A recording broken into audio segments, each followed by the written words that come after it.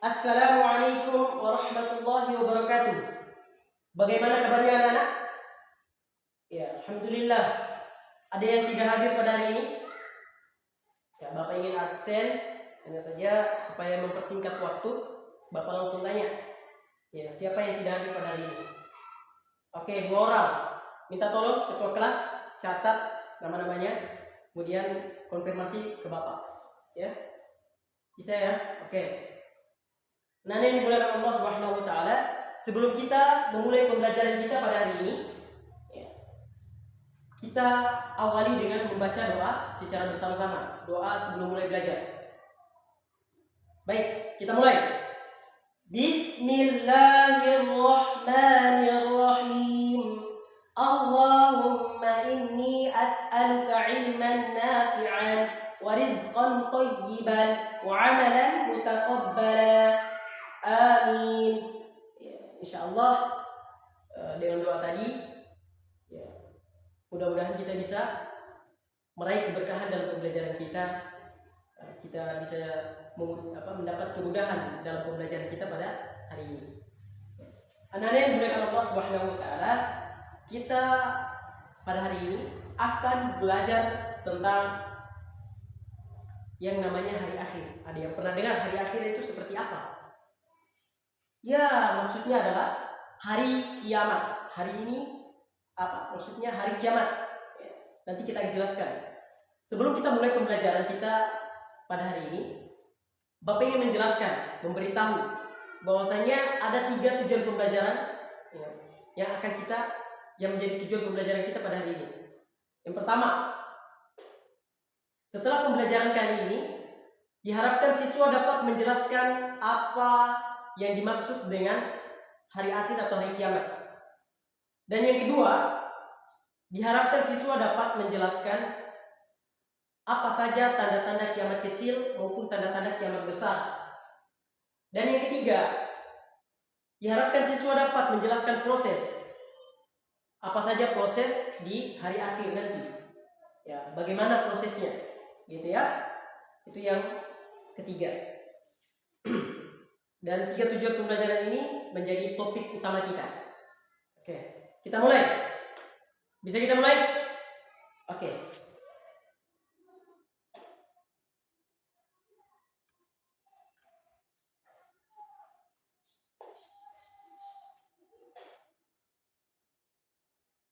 Ada yang pernah dengar hari akhir? Atau hari kiamat tadi sudah disebutkan sama teman-temannya? Hari kiamat atau hari akhir? Ada yang bisa jelaskan seperti apa? Apa maksudnya itu? Coba. Kamu?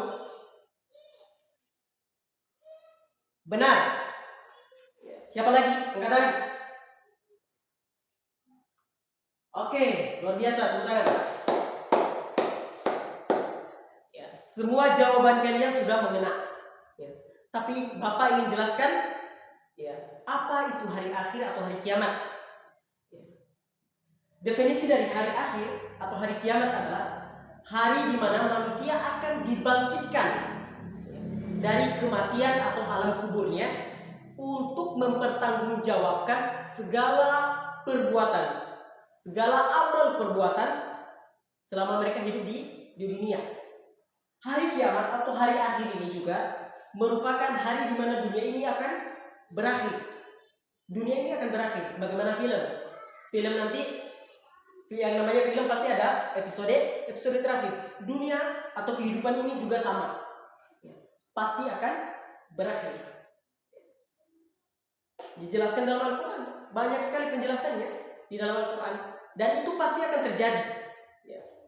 Dimana bumi ini dan isinya, ya, Allah akan membuat isi bumi saling bertabrakan. Jadi mereka seperti debu. Debu yang berterbangan, kata Al-Quran seperti itu ya, bahasa Al-Quran. Gunung-gunung saling bertabrakan, ya.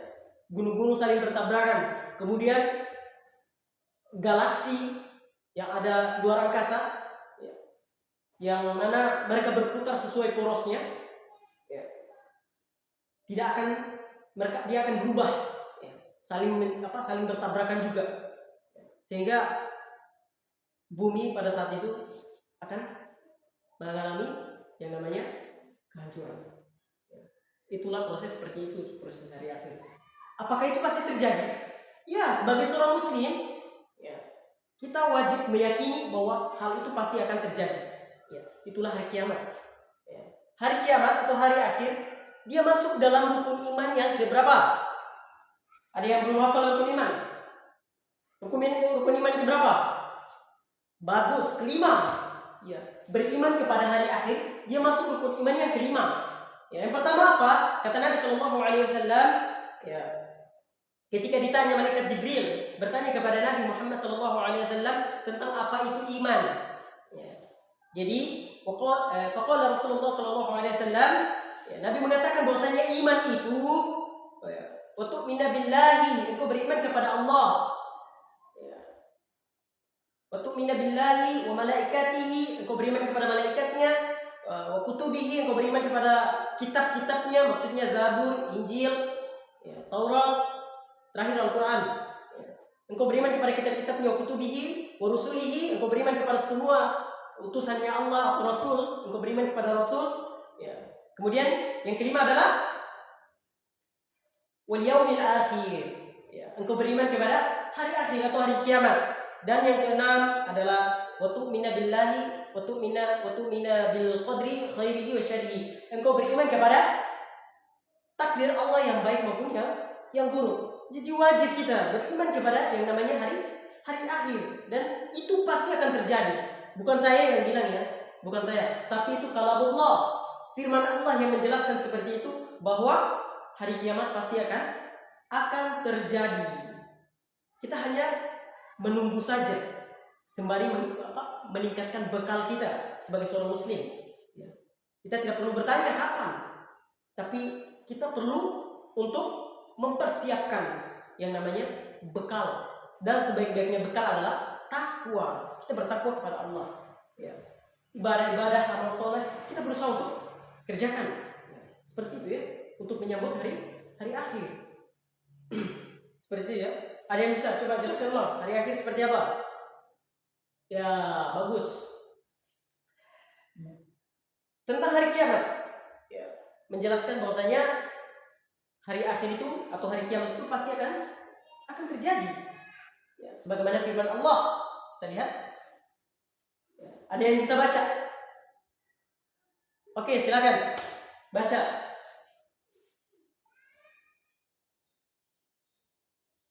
Ya, bagus. Ya.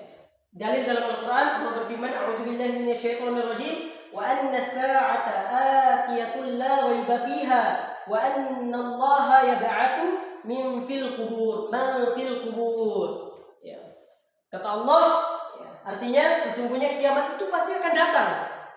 Ya, ini ya, kata Allah, ini bukan kata siapa-siapa, tapi kata penciptamu sendiri. Ya. Bahwa kiamat atau hari akhir itu pasti terjadi. Allah yang katakan dalam Quran surah Al-Hajj, ya, surah ke-22 ayat 7. Ya. Dan sesungguhnya kiamat itu pasti akan datang. Ya. Tidak ada keraguan padanya. Siapa yang ragu? Ya. Siapa yang ragu di sini? Ya. Siapa yang meragukan kejadian hari kiamat? Siapa yang ragu terhadap hari kiamat itu pasti tidak terjadi? Siapa yang ragu, ada keraguan di dalam hatinya, maka dia meragukan Allah. Karena Allah sendiri, ini kalau Allah sendiri yang mengabarkan kepada hambanya, yang mengabarkan kepada utusannya dia kabarkan kepada umatnya. Allah yang mengabarkan kepada Rasul yang menyampaikan kepada umatnya bahwasanya hari kiamat pasti akan terjadi. Siapa yang tidak percaya dengan hari kiamat, maka dia sama saja dia tidak percaya dengan perkataan Allah, tidak percaya Allah, tidak percaya Nabi. Ya. Maka khawatir dia bisa menjadi kufur, dia kufur nanti. Khawatir seperti itu. Ya. Maka wajib bagi kita untuk meyakini adanya hari kiamat, hari akhir. Bisa ya? Pahami? Oke. Dan sesungguhnya kiamat itu pasti akan datang. Ya, pasti. Tidak ada keraguan padanya. Tidak akan ada keraguan. Dan sesungguhnya Allah akan membangkitkan orang-orang yang ada di dalam kubur. Mau matinya berapa tahun, berabad-abad yang lalu, orang yang meninggal berabad-abad yang lalu, ya Allah akan bangkitkan pada hari kiamat. Allah akan bangkitkan pada hari kiamat. Makanya hari kiamat itu adalah hari di mana manusia akan dibangkitkan oleh Allah dari kuburnya, dari kematiannya, dari kuburnya, ya, untuk mempertanggungjawabkan apa yang sudah dia perbuat selama di dunia. Jadi seperti itu pengertiannya hari kiamat. Kita ambil pengertian dari sini, gitu ya. Oke, terjadinya hari kiamat, Allah tidak menentukan waktu kapan terjadinya hari kiamat, tapi Allah memberikan tanda-tandanya. Di antara tanda-tandanya apa? Iya, tanda-tandanya ada berapa? Ada sekitar 4. Ya. Sebenarnya masih banyak lagi, hanya saja ini yang perlu kita ketahui. Ya, ini dulu ya. Kemudian tanda-tanda kecil, ya. Dan tanda-tanda besar ada 2 jenis tanda ya. Tanda kecil, tanda-tanda kiamat kecil maupun tanda kiamat yang besar. Apa saja tanda-tandanya? Yakni pertama adalah munculnya orang-orang yang jauh dari agama. Sudah terjadi, sudah banyak kok yang jauh dari agama. Ya, banyak yang jauh dari agama. Kemudian banyaknya fitnah dan kerusakan moral. Ya, sudah muncul tanda-tandanya. Sudah seperti itu. Kemudian yang keempat, banyak terjadinya bencana alam, banjir, apalagi ya gunung meletus, tsunami, sudah pernah terjadi semuanya. Ya, di Indonesia banyak seperti itu, kejadian-kejadian seperti itu, kabut asap, ya, gunung meletus. Kemudian terakhir wafatnya ulama besar. Kata Nabi Shallallahu Alaihi Wasallam, ya di antara tanda-tanda kiamat, yakni adalah diangkatnya ilmu dan diteguhkannya kebodohan. Ya. Diangkatnya ilmu dan diteguhkannya kebodohan, kata Nabi Shallallahu Alaihi Wasallam, itu tanda-tanda hari kiamat. Ya. Apa maksudnya hadis itu? Kata para ulama, diangkatnya ilmu dan diteguhkan kebodohan, yakni diwafatkannya para ulama-ulama. Ya. Jika ulama sudah diwafatkan, Allah wafatkan semua para ulama, kita mau belajar dengan siapa? Belajar agama dengan siapa? Ya. Belajar agama dengan siapa? Bagaimana caranya kita mau dekat dengan agama sedangkan kita tidak belajar? Ya. Wafatnya para ulama menjadi musibah bagi orang-orang yang belum sempat belajar. Kita mau tahu ini halal, ini haram, bagaimana caranya? Sedangkan para ulama sudah wafat, banyak yang wafat. Allah teguhkan kebodohan di situ. Dengan memanfaatkan para ulama. Belajar dari ustaz belajar dari para ulama. Iya, ustaz belajar dari para ulama. Belajar dari guru ngaji belajar dari ustaz belajar sama para ulama. Seperti itu. Ya, kalau kita sudah jauh dari yang namanya ilmu, maksudnya adalah diangkatnya ilmu. Kita jauh dari ilmu, maka ini yang akan terjadi, banyak fitnah dan kerusakan moral. Karena jauh dari agama, dari ilmu agama. Padahal kan kata Nabi Shallallahu Alaihi Wasallam, "Talabul ilmi fardhatun ala kulli muslim." Menuntut ilmu itu wajib bagi setiap muslim. Maksudnya adalah ilmu agama. Ya. Kemudian kalau kita tidak sudah jauh dari agama, maka kita akan banyak berbuat dosa, sehingga akan banyak datang teguran. Ya, seperti bencana alam. Banyak nanti. Ya, itu tanda-tanda kecil. Ya. Kemudian ada pula tanda-tanda yang besar. Ya, yang ini fitnah luar biasa. Ya, fitnah luar biasa di permukaan bumi. Apa saja tanda-tanda besar? Tanda-tanda kiamat besar? Oke, ini munculnya Dajjal. Siapa Dajjal? Dia adalah perusak. Kata Nabi Shallallahu Alaihi Wasallam, tidaklah suatu utusannya Allah, suatu Rasul, tidaklah diutusnya seorang Rasul kecuali dia sudah mengabarkan akan kedatangannya ini Dajjal, ya, di mana dia akan diistilahkan sebagai si buta sebelah kanan. Ya, karena memang Dajjal disebutkan dalam hadis bahwasanya dia buta sebelah kanan, seperti anggur yang rusak, mau keluar biji matanya mau keluar, jelek. bagaimana caranya dia buta? Kemudian dia akan mengaku sebagai Tuhan. Ya, Dajjal akan mengaku sebagai Tuhan. Di antara ciri-cirinya dia mengaku sebagai Tuhan, kemudian matanya buta sebelah kanan. Ketika dia mengaku sebagai Tuhan dengan keadaan mata buta sebelah kanan, maka ketahuilah, kata Nabi Shallallahu Alaihi Wasallam, Tuhan kalian tidak buta. Tuhan kalian tidak buta, sedangkan orang ini buta. Ya, bagaimana caranya? Tuhan kita maha sempurna dan dia tidak buta, sedangkan orang ini mengaku sebagai Tuhan, dia buta. Berarti dia bukan Tuhan. Ini kita berpikir seperti itu ya. Mengerti? Ada yang bisa paham? Bisa paham ya? Oke. Itu munculnya Dajjal. Dajjal ini melakukan kerusakan di permukaan bumi. Lakukan kerusakan akidah dan semacamnya. Dia rusak keimanan seseorang. Setiap orang yang bertemu maka khawatir dia akan menjadi pengikutnya Dajjal. Makanya orang-orang munafik, orang-orang Yahudi, orang-orang kafir, ya, banyak yang menjadi pengikut Dajjal. Dajjal ketika datang Dajjal, ya, kita tidak diperintahkan untuk melawan, tapi kita diperintahkan untuk menjauhi, karena fitnahnya luar biasa. Dajjal ini banyak kekuatan, ya, dia dianugerahi kekuatan menghidupkan orang mati, ya. Makanya dia mengaku sebagai Tuhan karena dia memiliki kelebihan, ya, tidak seperti manusia-manusia yang lain, ya, tidak seperti makhluk-makhluk yang lain, ya. Makanya Dajjal ini fitnahnya luar biasa, ya. Dia melakukan kerusakan, ya, di permukaan bumi, yes. Dia akan mengelilingi bumi. Setiap daerah-daerah yang dia kelilingi, yang dia lewati, dia melakukannya dalam waktu yang singkat, kecuali dua kota Mekah, dua kota, ya. Kecuali dua tempat yang dia tidak bisa masuki oleh Dajjal. Ya, ini adalah kota Mekah dan Madinah. Kota Mekah dan Madinah. Kata Nabi Shallallahu Alaihi Wasallam, Dajjal tidak bisa masuk ke dua kota ini karena ada dua malaikat yang menjaga dan siap menghunus pedang, ya, apabila dia berusaha untuk Dajjal berusaha untuk masuk, ya, seperti itu ya. Kemudian setelah Dajjal muncul, ya, tanda-tanda yang kedua akan muncul, tanda-tanda kiamat yang kedua. Siapa dia? Turunnya Nabi Isa alaihissalam.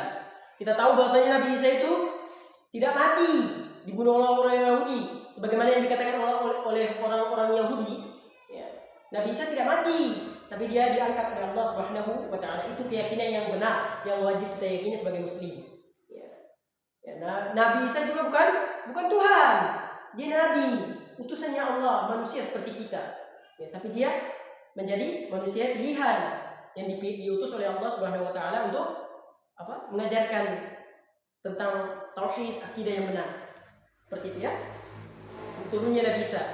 Dalam sebuah riwayat, Nabi Isa turun bersama malaikat sembari memegang sayap para malaikat. Dan ketika itu kondisinya orang pada saat itu akan melaksanakan sholat, ya.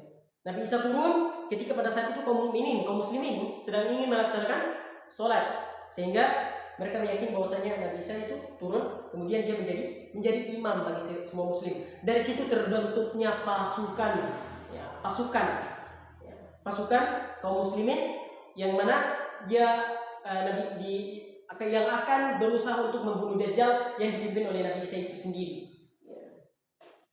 Singkat cerita, ketika sudah terbentuk pasukannya kaum muslimin, ada salah satu pengikut Dajjal yang memberitahu Dajjal bahwasanya, yang menemui Dajjal, dia mengatakan bahwasanya pasukan yang akan memerangimu Dajjal, mereka sudah ada di sana. Kemudian Dajjal mengatakan dalam sebuah riwayat hadis, Dajjal mengatakan, siapa yang berani menantangku? Siapa yang berani menantangku? Tunjukkan, pertemukan aku dengan dia. Jadi Dajjal dia tidak tahu bahwasanya Nabi Isa sudah ada dan sudah turun. Dia diutus oleh Allah Subhanahu wa Ta'ala untuk membunuh Dajjal. Ketika dia bertemu dengan Dajjal, Nabi Isa alaihissalam, Dajjal langsung lari, terbirit-birit, dia langsung lari. Dan pada saat itu dalam sebuah riwayat dikatakan dia meleleh. Wallahu a'lam seperti apa kejadiannya, tapi di dalam sebuah hadis bahwasanya dia meleleh, ya, kata saking takutnya. Kemudian Nabi Isa alaihissalam dia kejar sampai dia menghimpit, Nabi Isa menghimpit Dajjal ke tanah. Kemudian dia pakai tombak emas, ya, ditombak kedua matanya. ya, sama Nabi Isa alaihissalam, dan di situ pun Dajjal mati. Ya. Ketika itu setelah Dajjal sudah mati, ya, ketika Dajjal sudah mati, pada saat itu kemakmuran Muslim sudah ada.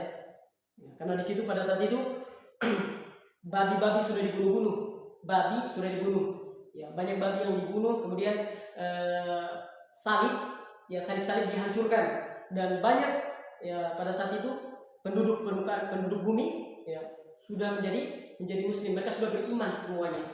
Ya. Setelah beberapa tahun, singkat cerita, Nabi Isa dia memimpin kaum muslimin, maka muncul tanda-tanda yang kedua. Allah kabarkan bahwasanya akan muncul makhluk, yang akan melakukan pengerusakan di muka bumi. Ya, yakni adalah tanda-tanda yang kedua. Yang ketiga, keluarnya Ya'juj dan Ma'juj. Makanya Allah perintahkan Nabi Isa alaihissalam dan pengikutnya untuk lari ke gunung. Disebutkan dalam riwayat bahwasanya gunung itu adalah Gunung Tur. Ya, Gunung Tur. Ya, makanya ada surah dalam Al-Quran namanya surah Tur. Ya, seperti itu. Bisa dipahami ya? Ya. Keluarnya Ya'juj dan Ma'juj sebagai tanda-tanda besar, tanda-tanda kiamat besar. Keluarnya Ya'juj dan Ma'juj. Siapa mereka? Ya, Ya'juj dan Ma'juj itu nama suku. Ya, nama suku yang mana suku tersebut memiliki banyak sekali pasukan. Ya. Mereka tidak seperti perangai mereka tidak seperti manusia yang lainnya. Ya, tapi mereka memiliki sifat yang bengis, kejam. Mereka siap membunuh siapa saja. Ya, bahkan saking banyaknya dikatakan dalam sebuah riwayat hadis bahwasanya ya, suku Ya'juj dan Ma'juj ini ketika mereka meminum di sungai, ketika rombongan mereka sedang meminum air di sungai, itu sungainya bisa habis saking banyaknya mereka. Makanya pada saat itu mereka melakukan banyak sekali kerusakan. Pada saat itu kemudian Nabi Isa alaihissalam dia berdoa kepada Allah untuk mematikan, singkat cerita dia berdoa, Nabi Isa alaihissalam dia berdoa untuk mematikan Ya'juj dan Ma'juj ini. Dia meminta kepada Allah supaya Ya'juj dan Ma'juj dimatikan. Setelah wallahu a'lam berapa tahun Ya'juj dan Ma'juj ini melakukan pengerusakan di muka bumi, tidak kurang tahu, wallahu a'lam.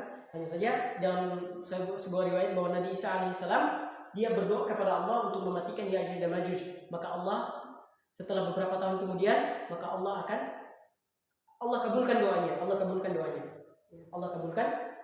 doanya. Dengan cara apa? Ya, Allah menciptakan sebuah serangga yang keluar dari lehernya Ya'juj dan Ma'juj, suku Ya'juj dan Ma'juj. Ya, yang keluar dari lehernya sehingga dia menggerogoti semua daging dan isinya. Ketika itu mati serentak itu Ya'juj dan Ma'juj. Mereka banyak.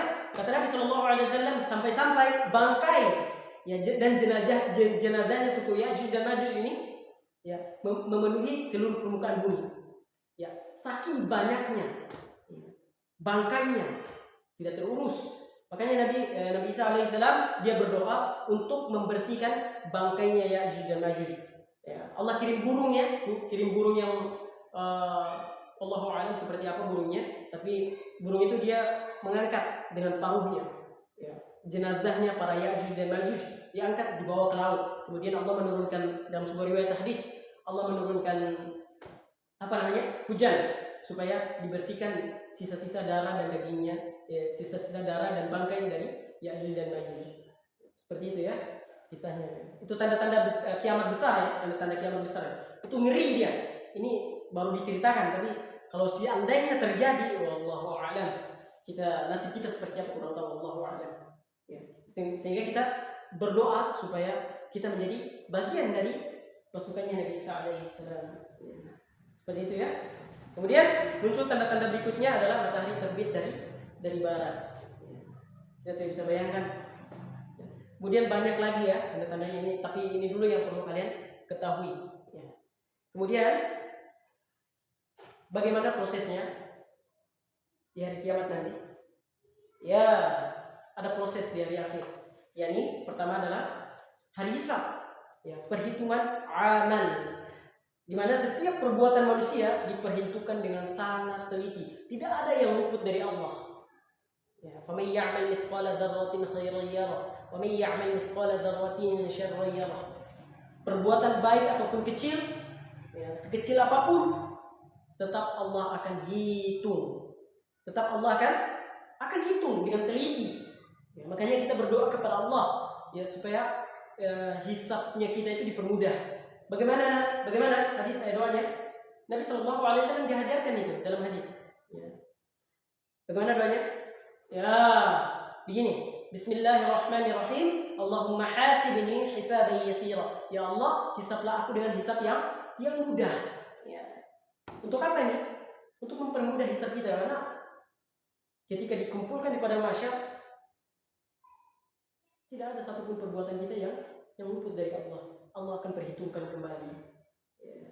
Kita akan dikumpulkan pada mahsyar, di mana perbuatan-perbuatan kita, ya, perbuatan-perbuatan kita akan ditampakkan, sehingga kita lihat perbuatan kita di dunia selama di dunia, buruk maupun baik. Ya, seperti itu, tidak lagi rahasia. Makanya kita berdoa supaya Allah menutup aib-aib kita di dunia maupun di akhirat. Kata Allah, yauma yajma'ukum yaumil jam'i dzalika yaumut taghabun. Itulah hari di mana ditampakkan semua kesalahan-kesalahan. Ya. Kemudian ada yang namanya hari pertimbangan amal. Ya, amal baik dan amal buruk akan ditimbang. Kemudian kita akan melewati sirat. Tahu sirat? Ya. Melewati sirat, jembatan. Ya. Yang tajamnya seperti pedang. Jembatan yang tajamnya seperti pedang. Dalam sebuah riwayat, bahwasanya kita akan semua manusia akan melewati sirat ini. Sirat itu dibentangkan di atas neraka yang panas. Kita akan melewati semuanya. Itu proses di antara proses di hari akhir. Ya. Bisa dipahami? Oke. Mungkin itu saja dulu yang bisa Bapak ajarkan. Mungkin ada yang bertanya. Siapa yang bertanya? Oke, silakan. Oke, luar biasa. Tepuk tangan dulu yang untuk bertanya. Pertanyaannya, temannya kalian, Pak, kapan sebenarnya hari kiamat itu terjadi? Siapa yang bisa jawab?